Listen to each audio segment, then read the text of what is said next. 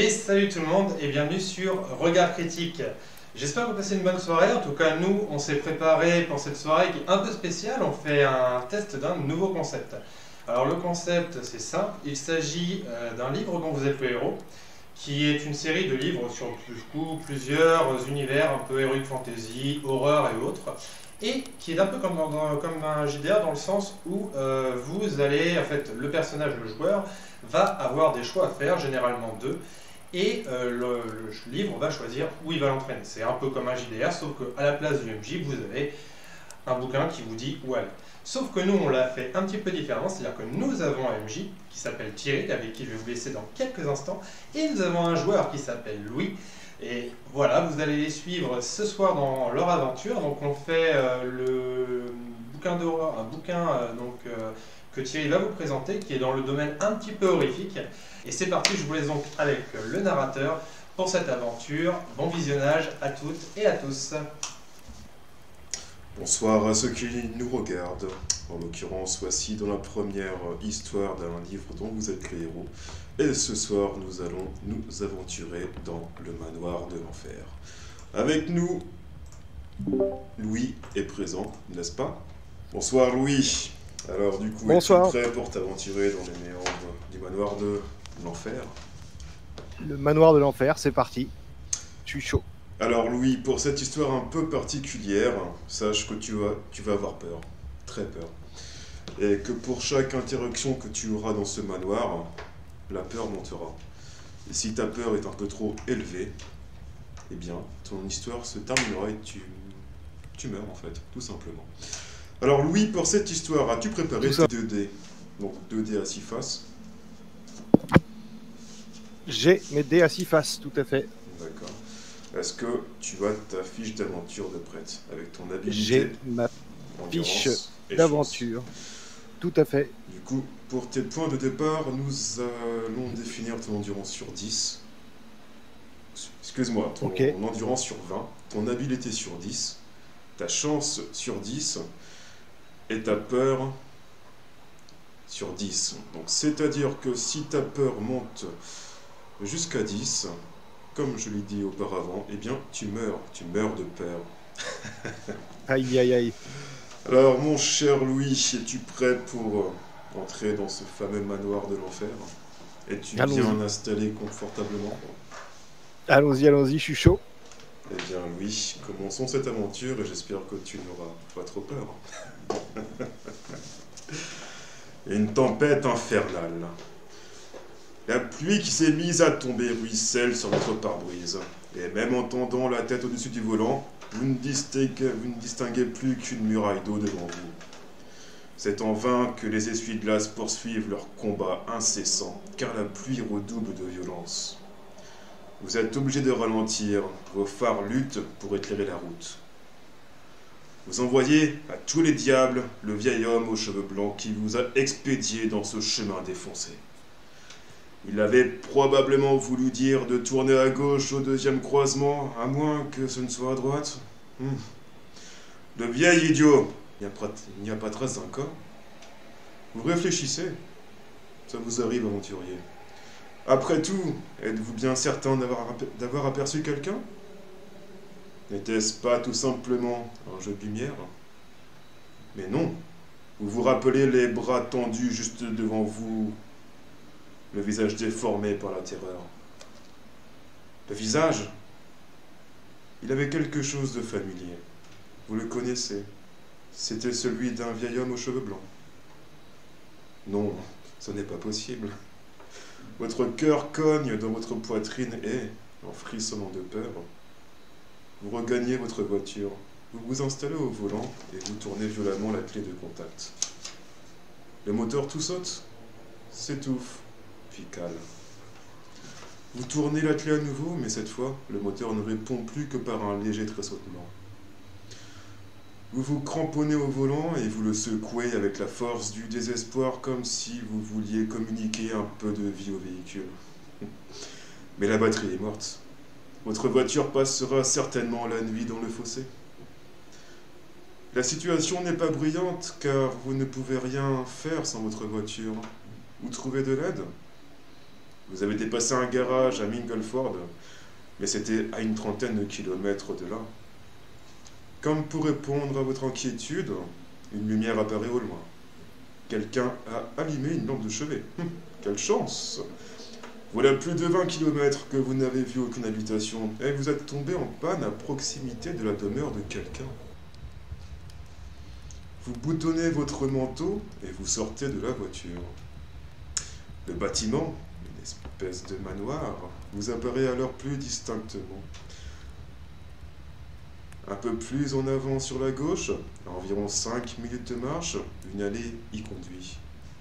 Le temps d'y parvenir, vous serez trempé jusqu'aux os. Mais comment faire autrement pour appeler un garage?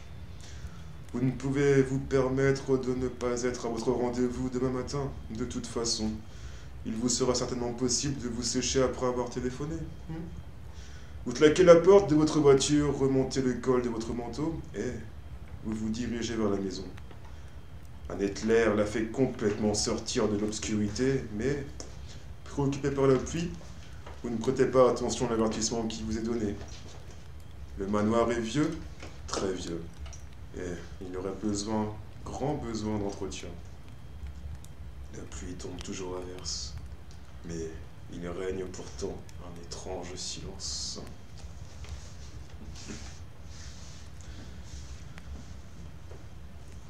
Vous grimpez les marches, 4 à 4, et, arrivé devant la porte du manoir, vous vous arrêtez un instant pour reprendre votre souffle. Bien que vous ayez couru tout le long du chemin, la pluie a transpercé vos vêtements et vos pieds sont complètement trempés.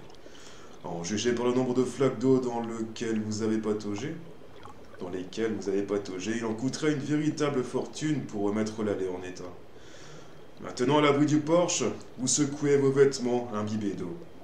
La pluie tombe toujours à verse, mais il règne pourtant un étrange silence.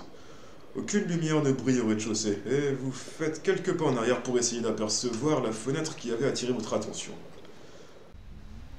Il est minuit moins 5, et vous vous dites que les habitants dorment probablement. Une chouette ulule dans le lointain et un frisson vous parcourent les chines. Vous commencez à éprouver quelques frayeurs de la situation dans laquelle vous vous trouvez. Égaré en pleine campagne, sur le seuil d'une vieille maison à moitié en ruine, et à l'allure inquiétante, et sur le point de réveiller quiconque peut l'habiter, à minuit, moins 5. Vous ne serez certainement pas accueilli à bras ouverts, mais si vous tenez à être présent à votre rendez-vous demain matin, vous n'avez pas le choix. Vous devez trouver un téléphone pour demander de l'aide. Alors que vous vous tournez vers la porte d'entrée, vous remarquez une lueur sourde provenant de la gauche du manoir. Une lampe vient d'être allumée. Quelqu'un est donc éveillé, et vous poussez un soupir de soulagement. Au milieu de la porte est fixé un marteau sculpté, et un cordon de sonnette pend à votre droite.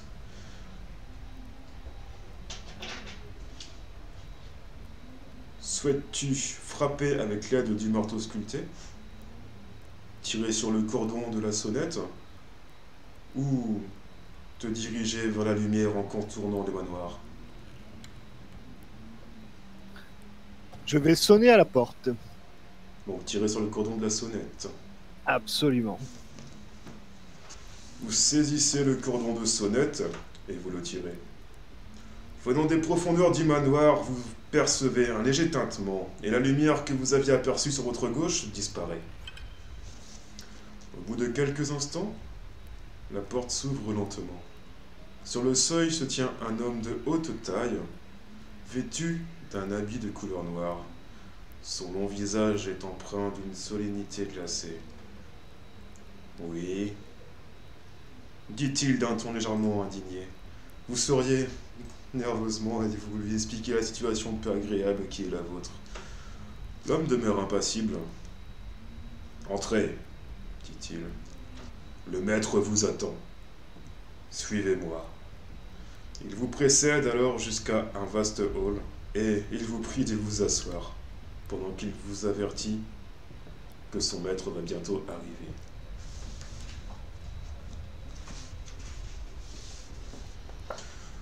Vous vous installez dans un lourd fauteuil sculpté et vous examinez les lieux. La salle dans laquelle vous vous trouvez est bien différente de ce que l'aspect extérieur du manoir vous avait fait imaginer. Elle est en effet décorée avec goût de riches tapisseries et d'élégants lambris de chêne, et est meublée d'une robuste table ainsi que de fauteuils datant certainement du XVIe siècle. De plus, de nombreux portraits sont accrochés au mur. Aventurier, maintenant, souhaites-tu attendre l'arrivée de votre hôte? Vous intéresser au portrait ou vous mettre à la recherche d'un téléphone? M'intéresser au portrait. Je vois que l'aventurier est curieux. 3 portraits attirent plus particulièrement votre attention. Souhaites-tu t'intéresser au portrait d'une femme d'aspect agréable, portant une tiare, à un homme de corpulence et d'âge moyen portant des lorgnons, ou à une femme âgée aux cheveux gris et à l'expression sévère? La femme âgée. Aventurier a des goûts bizarres. Vous vous approchez d'un portrait sous lequel figure la mention Duchesse de Brewster, 1777-1845. Il représente une femme âgée d'aspect sévère et au regard glacial. Une femme à n'en pas douter d'origine noble. Mais alors que vous le regardez, le portrait semble frémir. Vous clignez des yeux et vous essayez de détourner votre regard. Impossible. De légers frémissements agitent le visage peint et, bouche bée, vous voyez ses yeux se tourner vers vous. Vous avez peur et vous ajoutez un point à votre total de peur. Ses lèvres remuent alors et elle vous explique que vous êtes piégé dans ce manoir, vous êtes coincé et que votre seul échappatoire c'est de vaincre le mal qui y réside. À ces mots, le frissonnement cesse, vous vous frottez les yeux, puis vous regardez de nouveau le portrait, mais il a repris sa parfaite immobilité.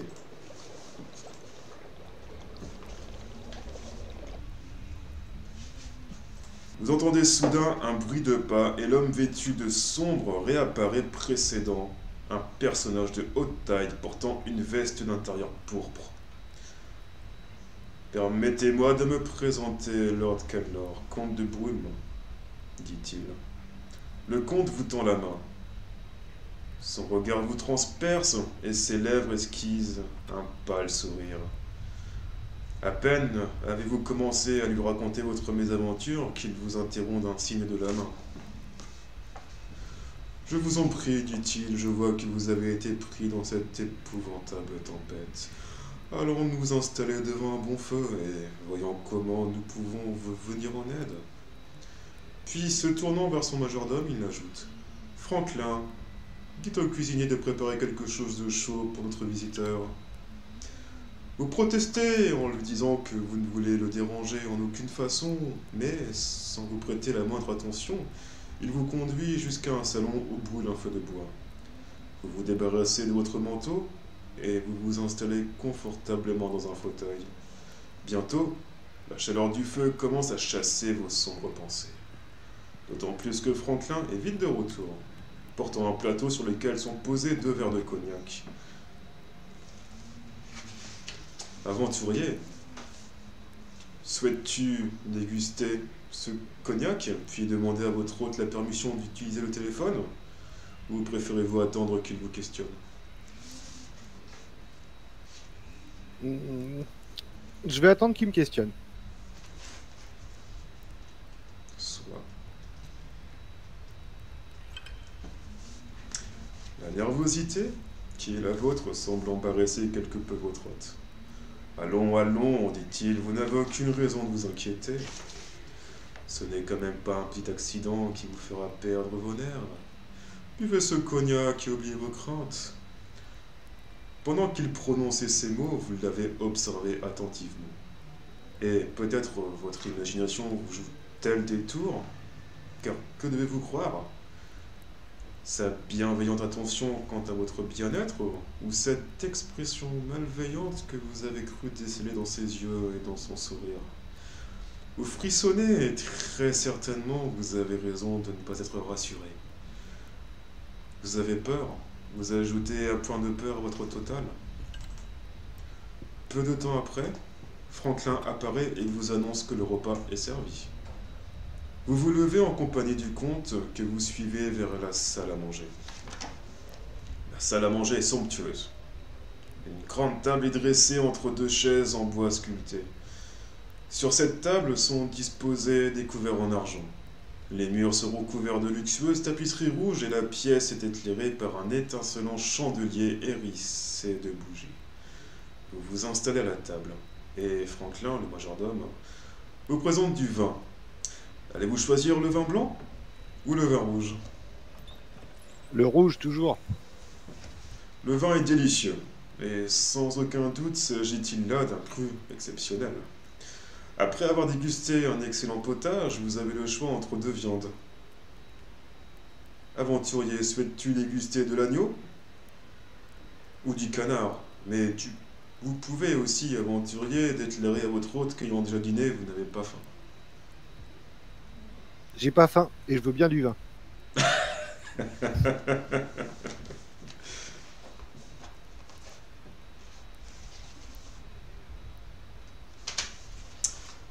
Le comte est outragé. Ainsi, vous l'avez laissé préparer un repas en plein milieu de la nuit, avec tous les inconvénients que cela suppose, et maintenant vous nous déclarez que vous n'avez pas faim. Vous pouvez lui présenter vos excuses et choisir le canard ou l'agneau.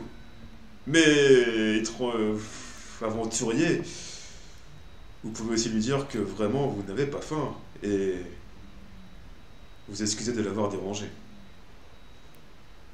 J'ai toujours pas faim et je m'excuse de l'avoir dérangé. Je vois que l'aventurier aime tenir tête. Le comte sonne le majordome qui apparaît dans l'instant. Franklin, notre invité refuse de souper. Notre hospitalité a été bafouée. Arrangez-vous de cette situation. En hochant la tête, le majordome presse un bouton caché dans le dos de votre fauteuil. Aussitôt, des accoudoirs surgissent des bracelets, qui se referment sur vos poignets, vous interdisant le moindre mouvement. Vous êtes piégé. Vous vous contorsionnez pour essayer de vous délivrer, mais vous ne pouvez desserrer leur étreinte. Pendant ce temps, Franklin sort un mouchoir de sa poche et l'imprègne d'un liquide contenu dans une fiole. Et vous ne pouvez l'empêcher d'appliquer le morceau de tissu sur votre visage. Du chloroforme. Vous perdez peu à peu connaissance. Peut-être aurais-tu accepter l'agneau? Vous ouvrez les yeux. La tête vous tourne encore et vous mettez quelque temps avant de réaliser que vous êtes pieds et poings liés. La pièce dans laquelle vous vous trouvez est vide, mais déjà vous avez un plan. Vous allez sautiller jusqu'à la fenêtre, briser la vitre et frotter vos liens sur le tranchant d'un éclat de verre afin de vous libérer. Avec difficulté, vous vous mettez sur vos pieds et, par petits bonds maladroits, vous arrivez jusqu'à la fenêtre. Au dehors, le vent pousse des rafales de pluie contre les vitres. Aventurier, souhaites-tu fracasser les vitres avec tes mains, mais ceci est une entreprise risquée, ou préfères-tu éventuellement tenter ta chance? Tente ma chance. D'accord.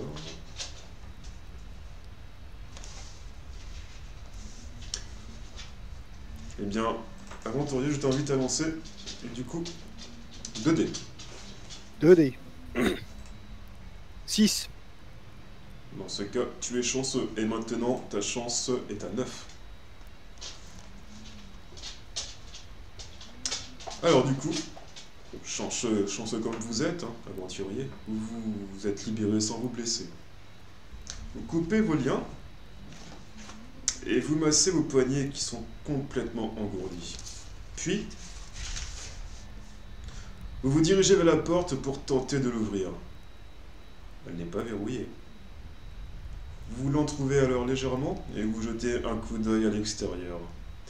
La pièce dans laquelle vous vous trouvez donne sur un balcon situé au premier étage du manoir qui est bordé par une balustrade, à travers les barreaux de laquelle vous pouvez apercevoir le hall d'entrée. À votre gauche, 2 portes sont situées dans le coin de ce balcon, qui se poursuit après avoir tourné sur la droite. Alors, souhaites-tu te diriger vers cette direction, ou bien, en portant ton regard, tu vois qu'également à droite, une porte se dérobe? Je vais prendre la porte dérobée. Vous faites quelques pas jusqu'à une porte sur laquelle est inscrit Azazel. Vous pouvez essayer de l'ouvrir, ou continuer votre chemin le long du balcon. Souhaites-tu l'ouvrir cette porte, ou bien passer ton chemin? Non, non, je continue mon chemin. Vous suivez le balcon qui tourne sur la gauche, jusqu'à une porte située sur votre droite. Une plaque indique qu'il s'agit de la chambre Erasme. Souhaites-tu pénétrer dans cette pièce, ou également là aussi poursuivre ton chemin? Allons voir Erasme.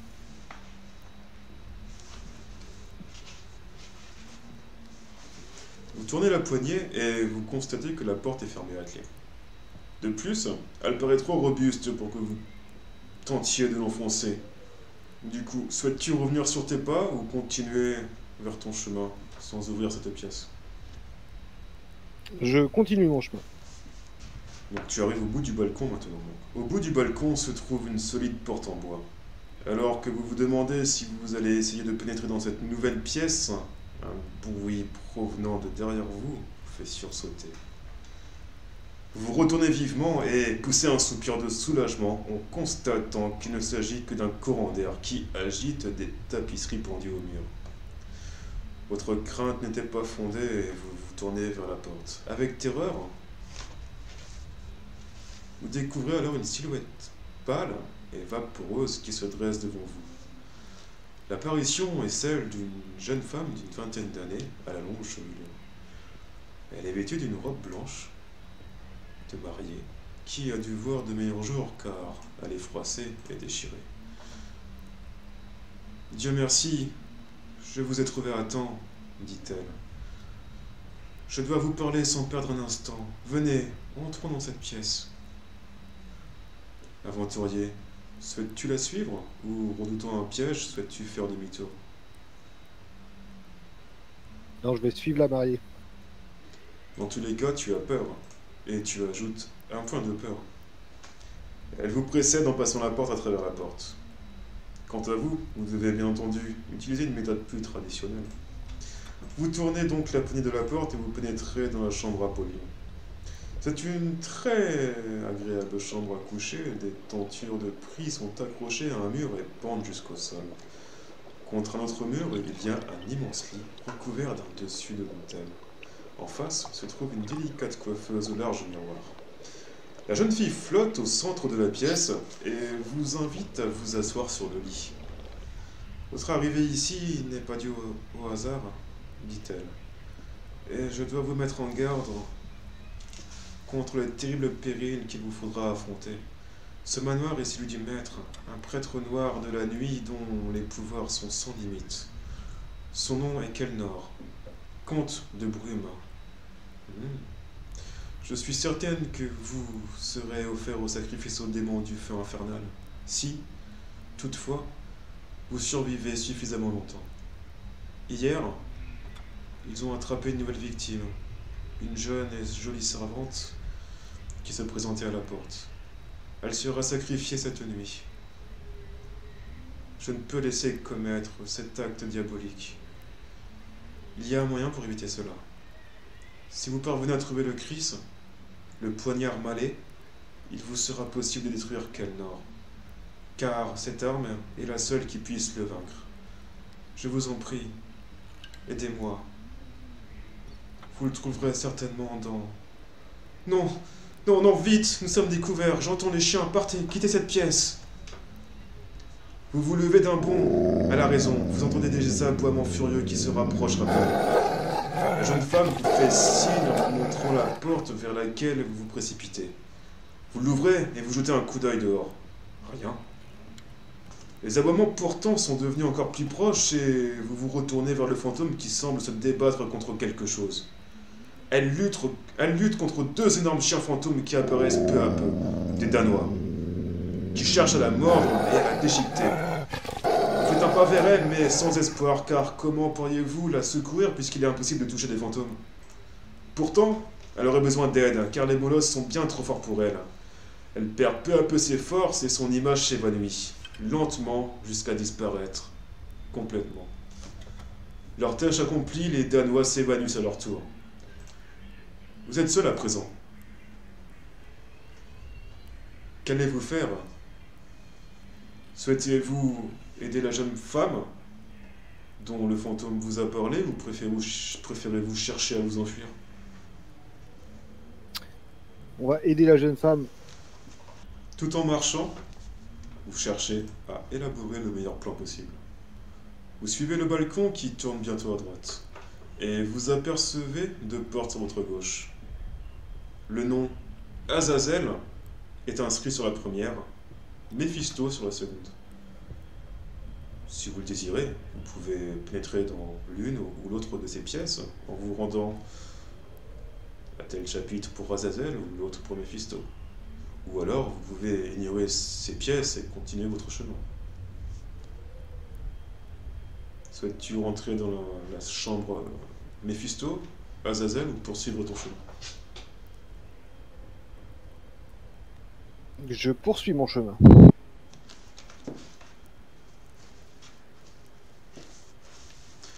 Vous vous dirigez vers les deux portes situées dans le coin du balcon. Sur la porte qui se trouve à votre gauche est inscrit le nom Balthus. Quant à la porte qui vous fait face, elle ne porte aucun nom.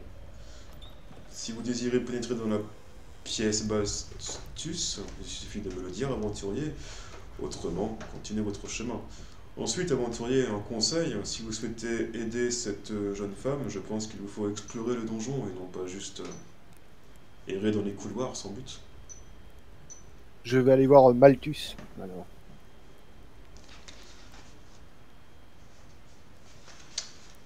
La pièce dans laquelle vous venez de pénétrer est nue. Un mur est tapissé de papier à rayures et une cheminée sur laquelle est posée une petite boîte en bois se dresse au milieu d'un autre mur. Des rideaux sont tirés le long du troisième mur, mais ils pendent misérablement et sont comme bombés à différents endroits. Que souhaites-tu faire, aventurier? Examiner les rideaux? Ouvrir la boîte? Quitter la pièce? Ouvrir la boîte. Vous saisissez la petite boîte qui se trouve sur le manteau de la cheminée. Au moment où vous allez l'ouvrir, un bruissement provenant du rideau attire votre attention. Il se passe quelque chose d'étrange. Vous reposez la boîte sur la cheminée et vous vous dirigez vers les rideaux. Enfin, tu infliges aux zombies 2 points de dégâts. Continuons. Relance tes dés, aventurier. 8. Bien, j'ai fait 6. Alors tu es très à l'aise dans le combat de zombies, de ce que je vois. Ah, je lui mets la feuille. J'ai vu tous les Walking Dead. Effectivement, je vois ton aisance à terrasser ce zombie, mais il n'est pas encore mort. Je t'invite à relancer 2 dés. 9. Allez. 9 également. Donc effectivement, tu veux me donner un coup de poing, mais... Enfin, tu veux donner un coup de poing au zombie, le zombie... Tu vois qu'il a ses instincts d'ancien boxeur qui se réveillent, il bloque ton coup en fait. Donc recommence ton action. 11. Ok. Alors je vois que tu terrasses le zombie, là il tombe au sol, et pour en finir avec lui, tu l'écrases avec ton pied, tu lui exploses la mâchoire. Yes. Félicitations pour avoir vaincu ton premier monstre. À main nue.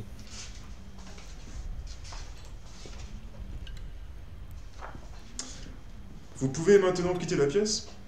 Ou, ce qui semble plus logique, nous sommes d'accord, examiner la boîte posée sur le manteau de la cheminée. J'examine la boîte. La boîte laisse s'échapper un léger cliquetis lorsque vous la saisissez. Quelque chose se trouve à l'intérieur. Quelque chose. Vous faites sauter la serrure, vous ouvrez le couvercle et vous découvrez une petite clé.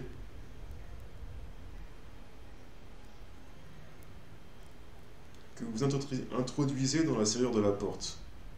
Et lorsque vous la saisissez, quelque chose se trouve à l'intérieur, vous faites sauter la serrure de la petite boîte et vous récupérez une clé. Pourquoi une clé, vous dites? Parce qu'effectivement, quand vous êtes rentré dans la pièce, celle-ci s'est automatiquement fermée. Donc ce que vous venez de trouver, en l'occurrence, c'est un moyen de sortir. Donc vous êtes libre, vous retournez dans le coin du balcon. Alors sur la gauche se trouve une porte sur laquelle ne figure aucune inscription. Aucune. Et vous apercevez devant vous l'escalier principal menant au rez-de-chaussée. Alors souhaites-tu découvrir cette pièce avec, dont aucune inscription ne figure sur la porte, ou souhaites-tu te rendre au rez-de-chaussée? Je vais ouvrir cette porte et dézinguer du zombie. La porte s'ouvre sur un étroit passage qui se termine par une fenêtre. À mi-chemin, dans le mur de gauche, vous apercevez une porte. La porte diabolique. Souhaites-tu rentrer dans cette nouvelle pièce ou souhaites-tu te diriger vers la fenêtre pour l'examiner? Ou alors tu peux aussi revenir sur tes pas. Non, je vais aller voir la fenêtre de porte diabolique, ça craint. Peut-être des succubes qui veulent que ton bien. Oui. Avec précaution, vous vous approchez de la fenêtre. Les rideaux sont tirés, encore des rideaux.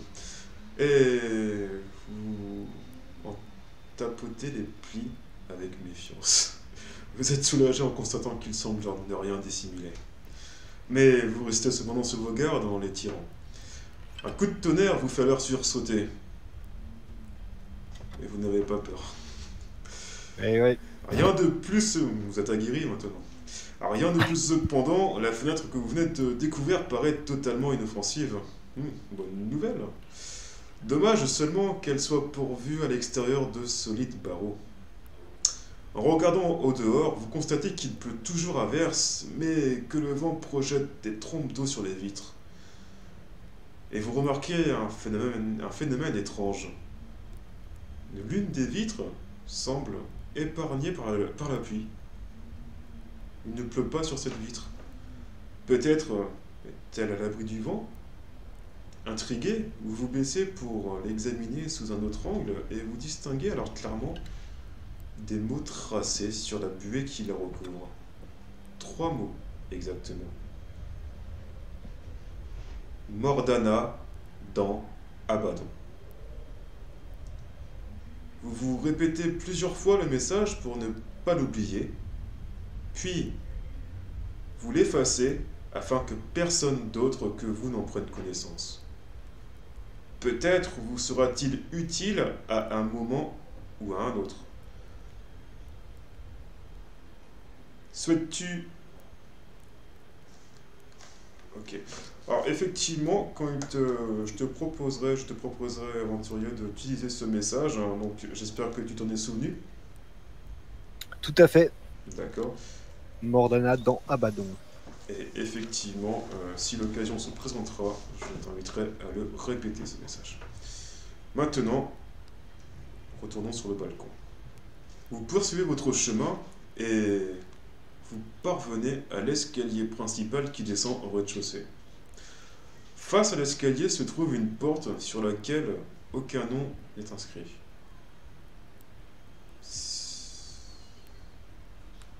Alors, souhaites-tu prendre l'escalier et te rendre au rez-de-chaussée, ou souhaites-tu ouvrir la porte, une nouvelle porte, une nouvelle pièce, ou alors poursuivre ton chemin en direction du balcon? Je vais ouvrir cette porte. pénétrez à l'intérieur de ce qui semble être une petite resserre et vous refermez la porte derrière vous. Des étagères sont disposées sur les murs de droite et de gauche, sur lesquels différents objets d'usage domestique sont rangés. Face à vous, vous apercevez une porte. Qu'allez-vous faire? Souhaites-tu examiner les objets posés sur l'étagère, ouvrir la porte ou regagner le balcon? Je vais choper les objets là qu'il y a sur les... Les examiner, et non les Oui. choper. Cher Les examiner, tout à fait. Sur les étagères sont disposés des objets en faïence, de la nourriture, des couverts et également un couteau à découper bien aiguisé que vous pouvez prendre et cacher sous votre manteau. Il pourra vous servir d'arme. Et vous ajoutez On va faire donc ça. 3 points d'habilité et vous retrouvez vos 10 points d'habilité. Allez, Vous avez maintenant une arme. Félicitations, aventurier. Sur une des étagères, vous découvrez aussi des gousses d'ail que vous pouvez également emporter. Souhaitez-vous? banco, on prend les gousses d'ail. Ok. Autre chose, une bouteille sans étiquette contenant un liquide blanc se trouve sur une autre étagère. Souhaites-tu goûter à ce liquide ou ne pas y faire attention et vous rendre à l'autre pièce de la recette? Non, je vais laisser la bouteille. Maintenant, Et je vais aller dans l'autre pièce du coup. dans la recette, vous vous retrouvez dans un corridor qui se termine à gauche par une porte sur laquelle vous pouvez lire Shaitan. Si vous voulez pénétrer dans cette pièce, il suffit de me le dire. Face à vous se trouve une autre porte nommée Mammon, que vous pouvez également prendre. Alors, sinon, si aucune de ces portes vous intéresse, vous pouvez passer votre chemin. On va aller voir maman. Mammon, vous vous trouvez dans une chambre à coucher. Un grand lit est recouvert d'un édredon jaune. Des vêtements sont dispersés sur le sol et un robinet goutte dans un lavabo que vous apercevez dans un coin de la pièce. Les vêtements que vous voyez vous font penser que l'habitant du lieu est en fait une habitante. Mais l'endroit est pour le moment désert. Souhaites-tu appeler, voir si quelqu'un répond dans cette pièce ou plutôt examiner ce que contient cette chambre ou partir de cet endroit? Je vais examiner la pièce.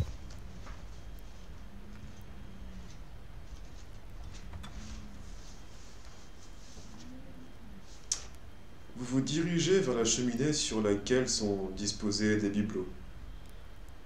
Deux boîtes laquées et un cadre vide entourent un pot dans lequel pousse une plante aux larges feuilles. Dans l'âtre, où un feu de charbon a été préparé, quelque chose attire votre attention. Une photographie en noir et blanc a été jetée sur le charbon. Souhaites-tu, aventurier, ouvrir les boîtes ou bien vous intéresser à la photographie en train de brûler a priori? Ouais, je vais m'intéresser à la photo.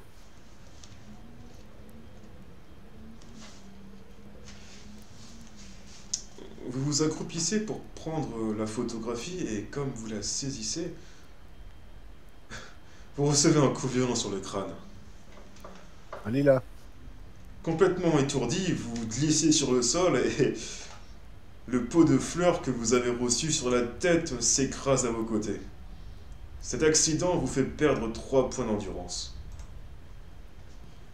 Un bruit vous glace le sang. Il provient des rideaux qui cachent la fenêtre. Pétrifiés, vous les voyez s'ouvrir puis se refermer aussi rapidement qu'ils s'étaient ouverts. Et le silence règne à nouveau dans la pièce. Surmontant votre terreur, vous vous dirigez vers la fenêtre et vous tirez les rideaux d'un coup sec. Mais ils ne dissimulent rien. Ce sont des rideaux tout à fait ordinaires. Cependant, vous avez peur et vous ajoutez un point de peur à votre total.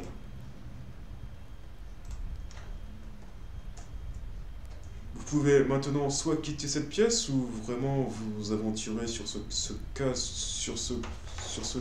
que cachent ces rideaux et savoir qui vous a envoyé un pot de fleurs sur la tête. Je veux savoir qui m'a envoyé un pot de fleurs sur la tête. Alors que vous contemplez les rideaux d'un air perplexe, vous posez sans y prendre garde la main sur le lit. Aussitôt, il glisse à toute allure vers vous et vous précipite au sol. Tout cela est certes bien étrange et l'angoisse commence à vous gagner. Alors vous avez peur et vous prenez un point de peur en plus. Vous êtes Oh là maintenant, là. il me semble, aux portes de la peur finale. Et vous perdez également un point d'endurance. Un grondement venu de l'extrémité de la pièce vous tire de vos pensées. Glissant de plus en plus vite sur le tapis, une chaise se précipite vers vous. Tentez votre chance. Allez. 7. Il me semble que tu étais à 9, hein, c'est bien ça? Tout à fait. D'accord, donc tu es chanceux, mais maintenant tu as 8 de chance.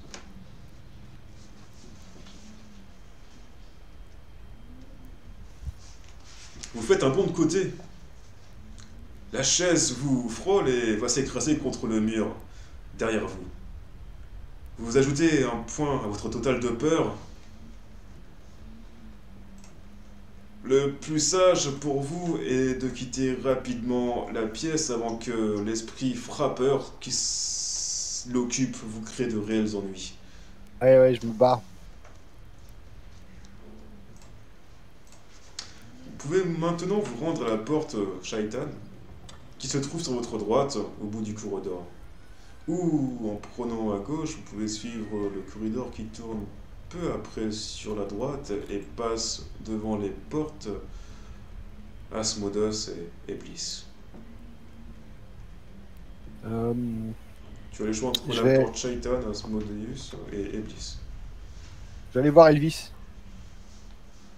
Donc vous suivez le balcon, là où se situent les portes Eblis et Asmodeus, et vous arrivez cependant devant une porte Tutivilus. Vous pouvez essayer de l'ouvrir, ou alors continuer vers le balcon jusqu'aux autres portes. Non, je continue jusqu'à. Je continue sur le balcon.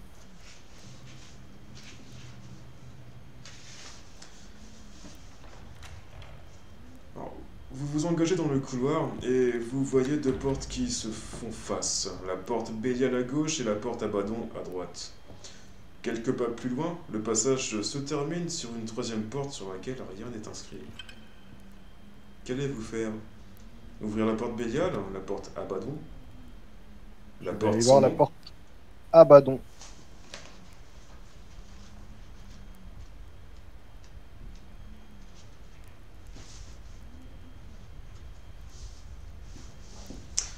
La porte s'ouvre sur une chambre à coucher, éclairée par une simple bougie posée sur une table de chevet. Une lourde odeur flotte dans l'air, provenant certainement de plantes qui sont posées sur tous les meubles. Aucun doute, l'occupant de cette chambre est un grand ami des végétaux. Mais soudain, vous vous immobilisez. Endormie dans le lit que vous n'aviez pas remarqué au premier abord, se trouve une femme âgée. Et elle ne vous a certainement pas entendu entrer lorsqu'elle continue à dormir profondément. Souhaites-tu la laisser dormir? Ou s'approcher d'elle, la réveiller? Ou encore bondir sur elle et l'attaquer?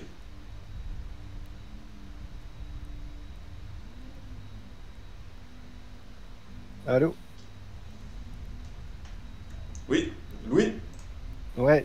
J'ai pas entendu le dernier choix. Alors du coup, donc, souhaites-tu laisser poursuivre le sommeil à cette dame âgée dans le lit, ou te diriger vers elle pour l'éveiller, ou bien l'attaquer, bondir dessus et l'attaquer avant qu'elle ouvre les yeux? Ouais, je vais l'attaquer avant qu'elle ouvre les yeux.